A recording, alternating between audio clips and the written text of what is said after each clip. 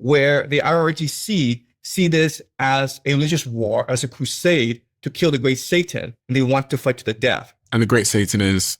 The great Satan is the American Empire. Okay. Which is the source of the misery that Iran has been suffering for the past few decades. And the IRGC, not only do they see America as the great Satan, but they also see this as a global conflict because they have proxies that support their beliefs, including here in Lebanon, Hezbollah, including here in Yemen, the Houthis, and of course in Palestine, Hamas. Okay, and before, Syria was also part of their axis of resistance, but Syria has been toppled by the Americans and the Israelis. So the IRGC see this as a religious crusade that is global in nature. The political leadership in Tehran sees it completely different. They see this as a conflict primarily between America and Iran, and they want to reach a political settlement as soon as possible. And so, in other words, these ceasefire negotiations, it's really all for show. Because at the end of the day, even if the Americans gave the Iranians everything they wanted, the IRGC still controls the battlefield, and they would not surrender or seek peace terms lightly. Another problem in this situation is the IRGC practices something called the Mosaic Strategy. Mosaic.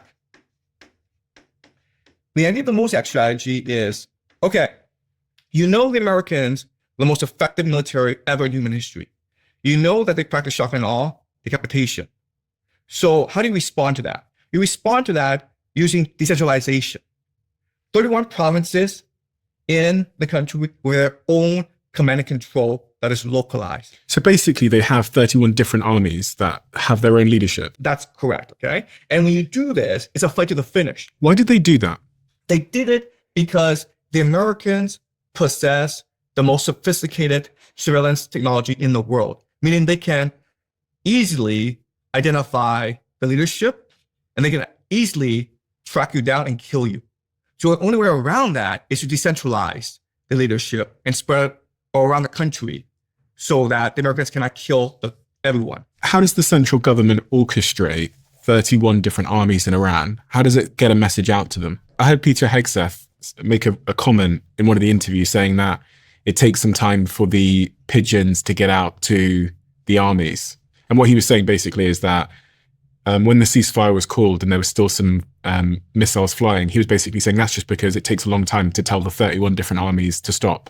The reality is that given the Mosaic strategy, there's actually no way to coordinate these 31 different military operations. Because the Mosaic strategy was meant to fight to the bitter end. You do not stop until you completely control the Middle East, and the Americans have been forced out of the Middle East, and Israel has been humbled. Okay.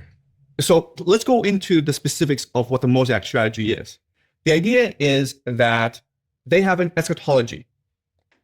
Okay. So an eschatology is an understanding of how the world should be and how we move towards this world.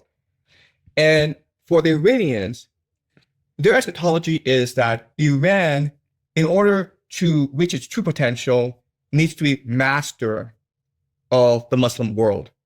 It needs to displace Saudi Arabia because Saudi Arabia is too aligned with the United States, which is the great Satan. Mecca and Medina are under the influence of the great Satan.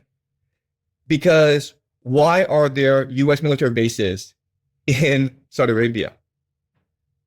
So this war, from their perspective, it's a great opportunity to overthrow the corrupt leadership of Saudi Arabia, but not only Saudi Arabia, but the entire GCC, overthrow the corrupt governments of the entire Muslim world, and install governments that put God, Allah, first. So they're not going to quit Iran. This war, once it starts, can only lead to World War III. That's a strong statement to make. As a